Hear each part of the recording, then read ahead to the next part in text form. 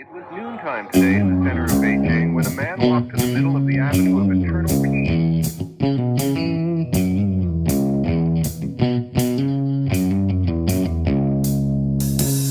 Hello, Rye. Welcome back to the Survival and Basic Badass Podcast, Kevin and Chuck.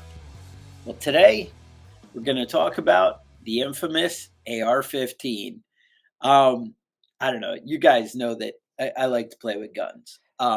It's one of the big things, and one of the reasons we started this channel. Like early on, I really started digging into them and getting into guns. And it's funny, you'd think that you acquire that habit in the military, but not in the military I was in. Maybe in the other ones, but no, in the Navy, unless you're the badass special forces, we didn't do a whole lot of playing with guns. I stood a lot of watches where I stood there and held one, but it's Yeah. not quite the same, I guess. Yeah. You know, They had me hold shotguns. one on watch several times, which I had no experience with that particular Right. Yeah, firearm. They're just right. like, yeah, They just never hold have this. you shoot it. Right. That is kind of weird, and they just assume. But anyway, no, I wanted to talk about the different budgets, where you should be with buying an AR-15, because it's overwhelming when you look at it and you're like, well, what's going to work? What's right for me? Do I need to spend $2,000, or is it going to jam when I go and try and shoot the bad guy? Or is it going to, the bullets are going to shoot off, a mile away instead of, because, the pray and spray, is that all that's going to work for me? So there's a lot of going on and a lot of questions. And I do have hands-on experience with, I think, almost every brand I'm going to mention today. Yeah, I'd say every brand I'm going to mention, I have, firsthand shot these guns and know exactly what you're dealing with. Um, One of the big things is, I go to an event called The Gathering. You can look up, where it's kind of like SHOT Show, except even better, because they have like 50 ranges and you can go and shoot all these different ones. If you look up The Gathering, and you'll see it. It's in South Carolina. It's coming up in March. Might be something you guys want to look into. I'll be there, so that's the highlight. And if you're going to show up, you should send me an email, and we'll hang out. But anyway, so all kinds of different guns. I actually own, say, well, I don't want to give away how many guns I own. Yeah, But maybe don't use a I specific own quite a few. Well, I was going to say of these brands, but just telling you how many different brands I own gives away more guns than I would care to admit. All right. So basically, I break it down into about 4 levels of guns, and we're going to talk about why.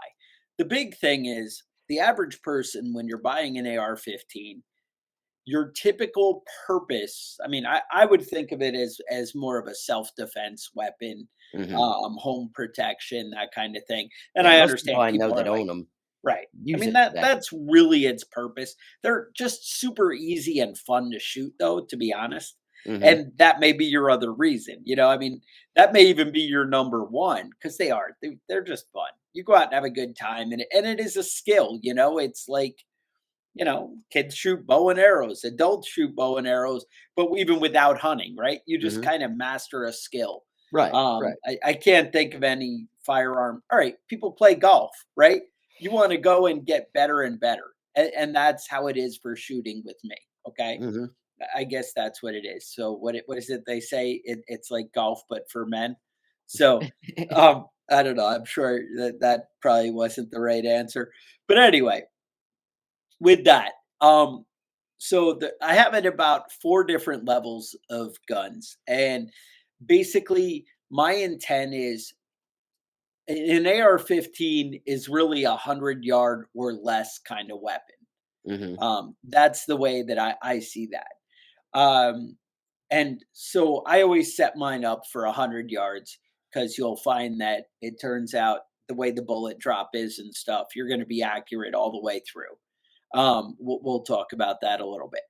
But the price point, as far as the bullet getting to the target at 100 yards, I think you can buy any mil spec AR-15 and it will work just fine. That is my answer. For as far as the bullet going in the right direction. Now, will the bullet fire is a different question. But as far as it getting on target at 100 yards, I don't think you could make a bad enough barrel. Like, I would be taking that gun back and saying, no, this one's broken. Like, Yeah. it not work. Now, will the gun cycle right out of the box or things like that? I've even had high end guns that, need adjustment when I get them, which is kind of crappy for quality control, to be honest. But let's kind of dig into it. So 4 levels. I think my first level, I kind of want to put at don't buy as a don't buy. And really, the only two AR-15s that are kind of major brands that I would put into this category would be Anderson, and I would also, and this one's iffy, is Radical. Radical firearms. Radical does like a 300 blackout that comes with an integrated barrel that's already suppressed Mm-hmm. upper. And I got to say, I'm kind of tempted to buy that. So, because again, in my mind, how bad could they mess it up? It's still going to go straight, but that's not buying the trigger and everything else from them. That's just buying the. Um, Now, at no point am I going to tell you what store to buy a gun at because that would be against YouTube's rules. I'm just putting that out there. I'm just Mm-hmm. saying these are brands that in general I've had bad experiences with. All right. So those two are really it. I've had Anderson guns where I buy their parts and they actually don't even fit together. And it's mil spec. It's supposed to be like a Ford, where everything Mm-hmm. matches, any part to the next one and the next one and the next one. And I've had their guns so far off that they don't even go together. And that's a problem for me. And I Yeah. have seen that personally with ones I've purchased. And I don't even think I brought it back. I just threw it in the garbage. I was like, this is ridiculous. So just keep that in mind. And believe me, I've put together quite a few guns that I am aware of what should or shouldn't happen. And yeah, it was a no-go. All Wait, right. so you're saying that Anderson is not going to sponsor this podcast? That's what I'm saying. All right. So next, I would talk about the budget where I want to buy a gun to put in the closet and I'm never going to really touch it. I'm not going shooting every weekend. I don't know if AR-15s are right for me, but I want one that's going to work and that's going to, do its thing and I can kind of count on it, right? Now, Mm-hmm. obviously, your level of counting on, it varies, but it's going to work and it's going to function properly. And especially if I had somebody check it out, odds are I can get a really good one. These are your Palmetto State Armory, your Bear Creek Arsenal, your Ruger, your Smith and Wesson, at the bottom of that list, somewhere between Anderson and Smith and Wesson, I'd kind of put Diamondback firearms. They're like Yeah. right on the bottom edge, but I think PSA, you're safe. I think Bear Creek, which are made in North Carolina, kind of cool. Ruger are going to be a little bit more expensive, but they aren't really that quality when they come down to it. These are your entry level where you can get something in the like $430 range.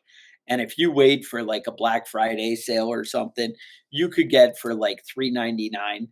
I checked. I mean, you could buy one for $430. I checked yesterday. Oh, Um, yeah. yeah, You for still have better PSA prices than and I did, but I think and you Bear Creek. probably I know where to know go. better luck. Again, we're not allowed to recommend places. I do know that we've had some sponsors that can do good and do good on prices, but you have to just pay attention to get there.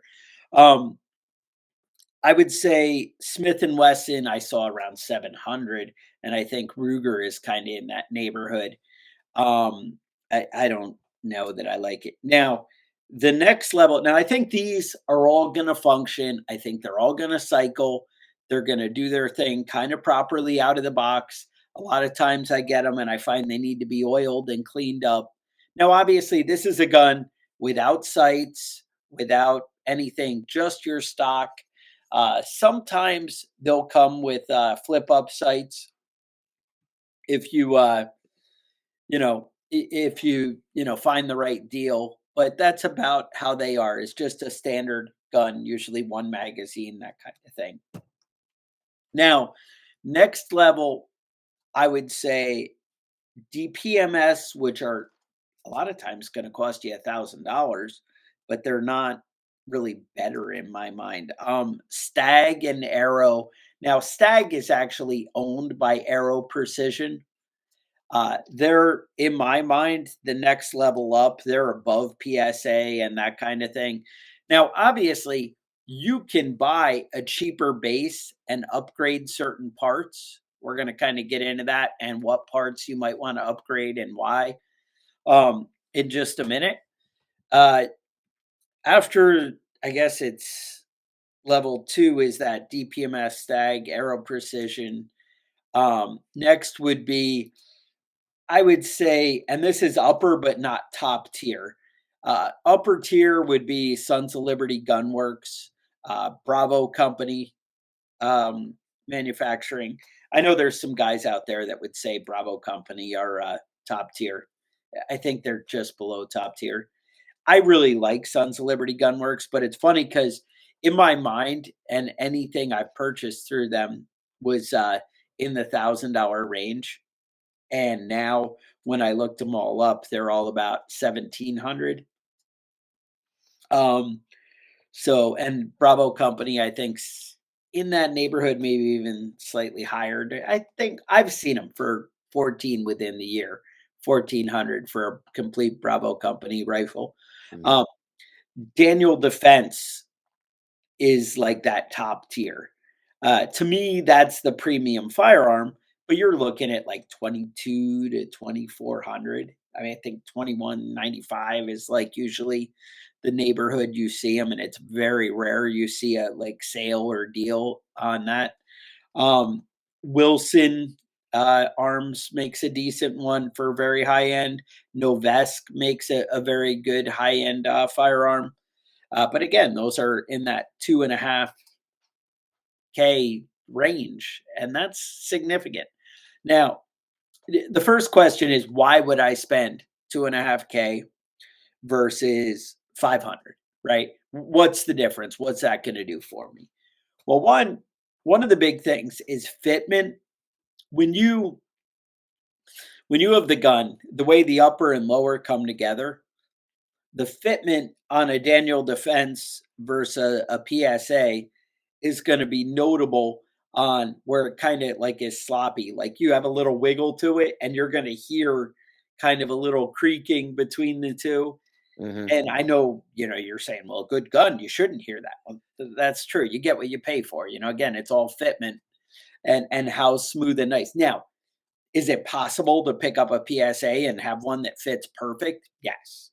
And I work very hard with every gun I own to set them up just properly. And there's little tricks and even little things. They sell like little shims that you can put in to adjust and work on that fitment and make it, work together properly. So that's something you might want to look into. Also, when you get into that top tier, I would say the upper to top, the difference is the minute of angle with the shooting.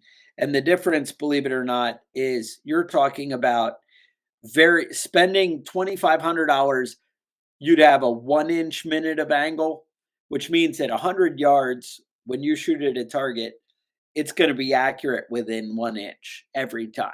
Okay. Whereas I think if you're down in the PSA $430 budget, you might have a 1.5 inch. All right. Mhm. So is 1,000 or $1,500 worth it to you? Maybe even $2,000 worth that 1/2 inch? Mhm. You know what I'm saying? Right. That's really the difference there. Now you're saying, well, that matters out over time, but why are you out over distance?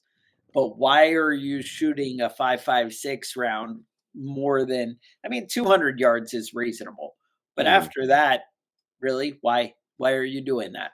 Yeah. Um You got the wrong gun. you grabbed the wrong gun. That's the thing there. So, and the problem is, I would tell you that buying quality ammo versus buying crap ammo would give you a 1 inch minute of angle versus a 3.5 inch minute of Right. angle. So buying better ammo is gonna, you know, do more for you than now shooting better ammo all the time does add up if you're Yeah, putting it thousands of gets rounds expensive, down there, doesn't it? so Yeah. that's something to consider.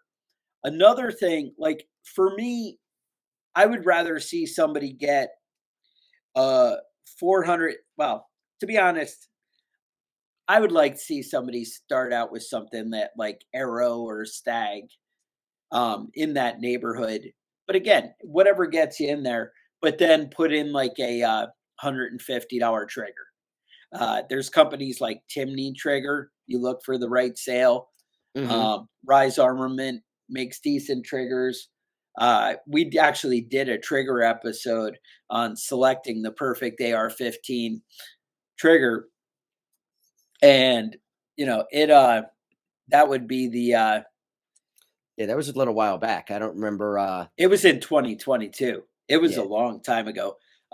So that would, help you narrow down what one is the right one. But these little upgrades and getting it set up, it's kind of like if you think about like when you go buy a good suit, if you Mhm. buy a cheaper suit but have a tailor who really knows what he's doing, you can end up with a way better result than buying a high-end suit that is not tailored properly. You know what I'm saying? Like it's all about fit, right? Right. And that's about the same thing with your gun. It's just I think it's one of those, you're going to get something that maybe put together perfect or just maybe put together good. You know what I'm saying? And that's Right. out of the box. Mhm. And you just kind of hope you're getting the right one. And that's something you want to look at. Um the something to consider there when you buy an AR-15. The like I said, barrel makes a big thing. So let's go back to minute of angle for a second. Now, minute of angle is actually the so in 100 yards, you're looking at a 1 inch deviation. At 200 yards, you're looking at a 2 inch deviation. Obviously, you can make that adjustment in your mind. You're like, oh, that guy's about 200 yards away. I want to aim 2 inches higher than, but 2 inches isn't that far. And Right. depending on the optic you have, I can't even isolate 2 inches on, a red dot or something, Right. that's just, standard. So that's not even really significant. Um, Something to keep in mind. Basically, the way it is you're looking at a 1/60th, 1 to 60 drop is what gives you that 1 inch at 100 yards. That perception. And so again, that's something that you set up your gun, you sight it in properly, it should be pretty consistent, but that's you're paying for the consistency when you buy these upper tier, high end guns. Mhm. Um, Another thing to think about is the gas adjustment. They have all these like gas charts, and most guns do not come with a adjustable gas block. That's something that you could buy where basically it's like a little Allen screw that's you're moving in and out to adjust the air that travels through it. And if you're going to put the time in to set it up for the ammo that you're shooting, you can set up a gun perfectly, right? And that'll adjust and that's the thing, like you can buy a high-end gun, but if you don't have the air adjusted properly for the ammo that you're using, it won't be as awesome. Like you're not getting the full benefit, right? Because a high-end gun, they're probably assuming you're using high-end ammo, right? Like they set it up for a certain thing. And you can actually, email these people and look in and find the specs of what they're looking for and trying to use. And that way you're using the correct ammo for your gun. That's something you want to think about. Again, how much are you nerding out about it, right? I mean, this is like guys nerding out about, the perfect golf ball or the perfect club. I mean, can you do it with anything? If I go play baseball, I don't know, maybe golf clubs really matter.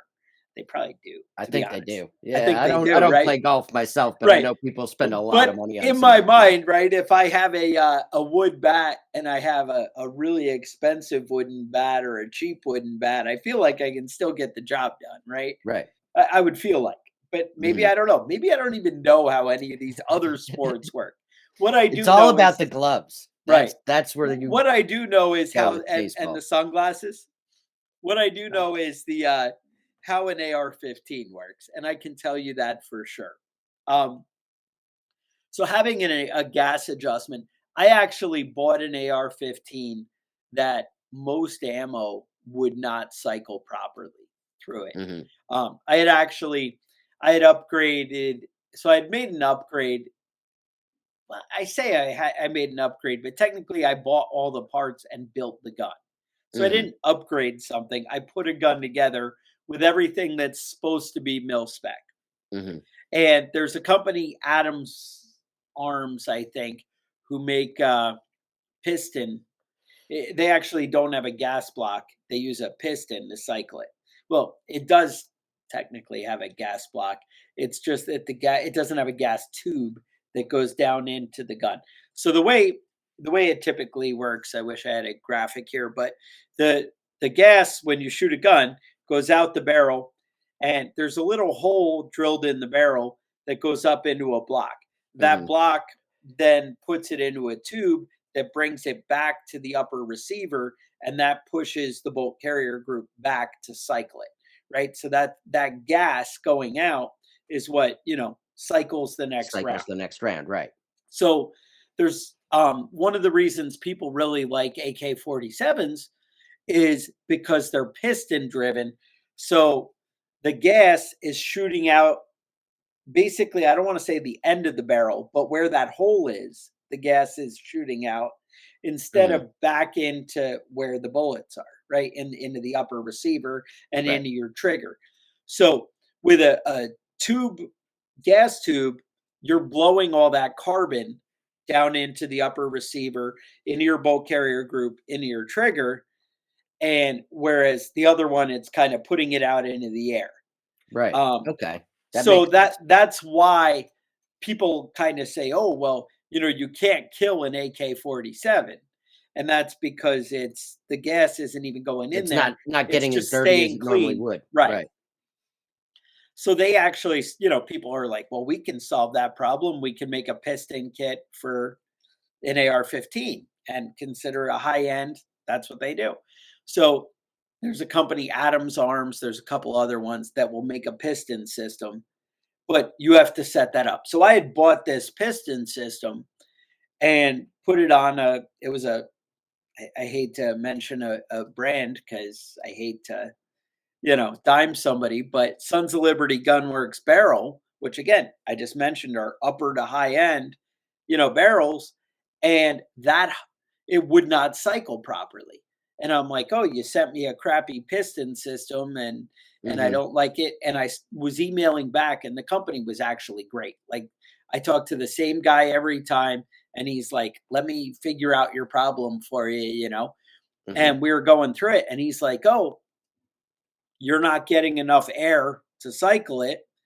And I was like, yeah, but the air adjustment is on your piston system. How could it not be enough air? I max it out and it doesn't do it.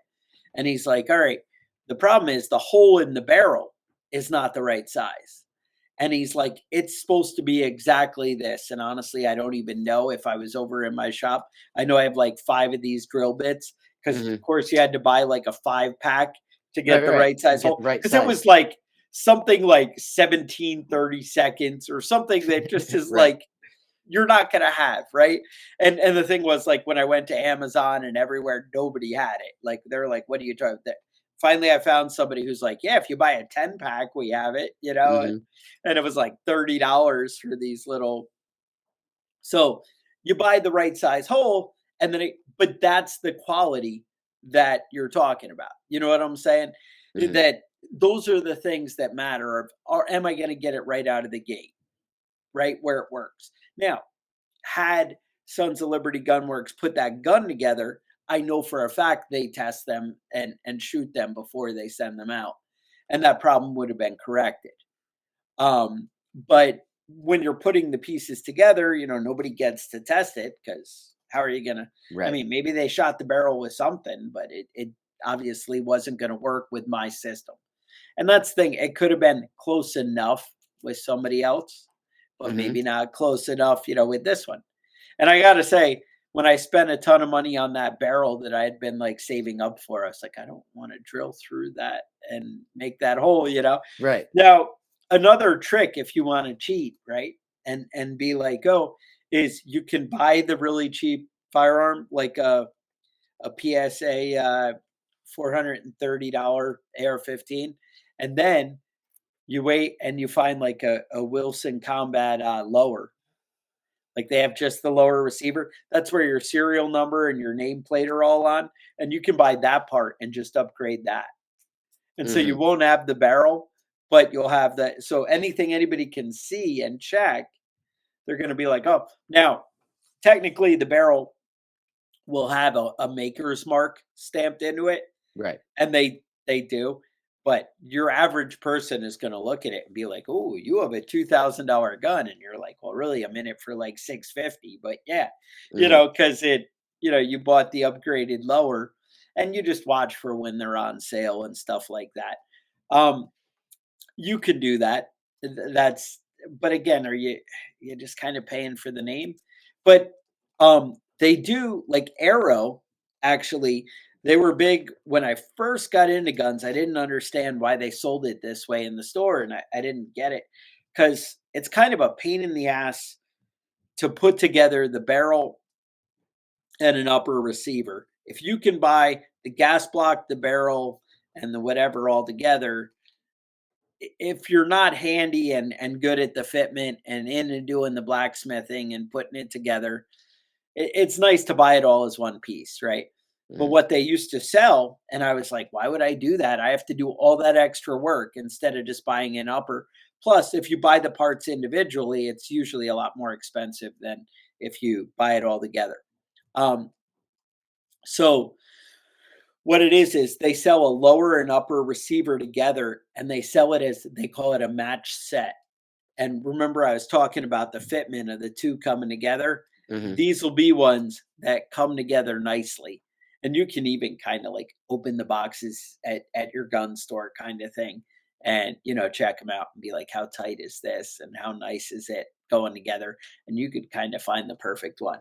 I mean, I assume, I don't know. I had like sit down and drink coffee privileges at all my gun stores. Mhm. I don't know how maybe walking in off the street and going into Gander Mountain, they're not going to They're be not gonna cool let like you go that. through But all the firearms. right, Yeah. but if you're a regular there, you probably get that kind of thing. And honestly, it doesn't hurt to ask, right? Be like, Mhm. hey, I want to spend some money, but let me check it out, right? And usually that kind of thing works. I don't know. I mean, it's all about also how it feels, how it looks, right? You want to find something that's comfortable to you. Now, the next thing, like quality iron sights, or I say iron sights, a lot of times they're plastic, right? They Mhm. make, there's companies like Magpul that make pretty decent, like hardened plastic sights that, there's metal parts in there, but it's plastic, Yeah. and they're pretty cool. Uh, I would I mean, set up, honestly, yes, if you were using it for home defense, that would be what you would be enough. using, right? I like a red dot sight. Mhm. Um, I if money was no object, um, I would probably do. They call it a reflex sight. Mhm. Um, they A reflex sight, basically, it's weird if you're at a weird angle looking through your scope. A red dot can kind of be misleading. Mm, And right. it can angle a little funny. Whereas a reflex sight, you kind of have to look at it straight on, or it's going to be accurate from any angle you look at. If you Mhm. can see it, it's going to be accurate. That's the answer, I guess. That the way I could have worded that better. That's the way I'd approach that. That's kind of cool. Um, there are companies like EOTech. I thought, I mean, they were kind of the name in non-distance scopes, right? And you see a lot of the like seals and cool guys whenever I see pictures of them. Maybe it's just mocked up pictures, right? But whenever you see a badass guy, you see him with like EOTech sights and you're like, ooh, that's kind of cool. And I look through and I gotta say the quality really wasn't there. And because they're starting at like $500, and you're like, oh, that's significant, right? Mhm. And then if the quality's not there, that kind of hurts. And what I mean by quality is not there, the red dot isn't like a sharp, tight little like ball kind of thing that you're looking at, and that matters. Um, so yeah, I, I don't know. I I find that disturbing. I want it to be sharp and tight and perfect. There are companies like Vortex. They're not made. It's weird. Their high end stuff is made in America, but their cheaper stuff is not. Mhm. I put for my cheap red dots to go on things. I think there's like the Vortex. I don't even know what it's called, but they just have a simple red dot that's pretty awesome. And I put on like everything that's cheap for my low grade entry level, you know. And the thing is with Vortex is I've gotten crappy ones, but they have a lifetime guarantee. And I actually even bought a used one for like $50 one time, and it was all crappy and the thing was like out. But I just sent it back and said, hey, this is crappy. Send me a good one. And Mhm. they sent me the newer model because they didn't make the old crappy model anymore. And they were like, here you go. And no problem, hassle free. So to me, that's worth something, right? Right. That buys you some, having a good warranty is worth something. Obviously, I would want American made. That's where I want to be. I have a lot of good American made sites. I have Vortex that are American made. I have Loophole. My buddy swears by Loophole. How dare you buy anything other than you need American? The quality's there. It's that much better. And I got to say, I wasn't really impressed. Again, it was a red dot. So I think it was like the Loophole Freedom, which is Mm. their cheaper end. They do an awesome veteran deal where if you're a veteran or active duty military, they give you a discount that's like dramatic, and you can use it like twice a year or once a year. I don't know what it is. Um, but it's weird because you have to reapply. Like you're not a veteran all of a sudden, like every 2 years, which is kind of annoying because you have to do like that ID me or whatever. Mhm. Um, that's something to look into. Another thing is you can get an AR-15 in 15 and like like 300 blackout or 5.56, and if you do that, you have some other options where different size bullet. Basically, buying a 300 blackout gets you closer to the a AK-47 kind of thing, where you have a heavier bullet. Like a 300 blackout, you're shooting a deer without a problem. A 5.56, that bullet's going to go through the deer and out the other side, but it's going to put such a small hole in it that that deer might go for a day without dying, and that really doesn't help you when you're out hunting. 300 blackout, I have a 1-6 like Vortex Strike Eagle on an AR that's the 300 blackout, and I use that for hunting. It's just simple and easy. I keep waiting to buy a Henry 30-30, and I want like a lever gun because that's cool. And you know, how manly are you with your lever cowboy gun when you're out hunting, as opposed to the the other. But the other does just fine dropping deer all day long, and so that's the option.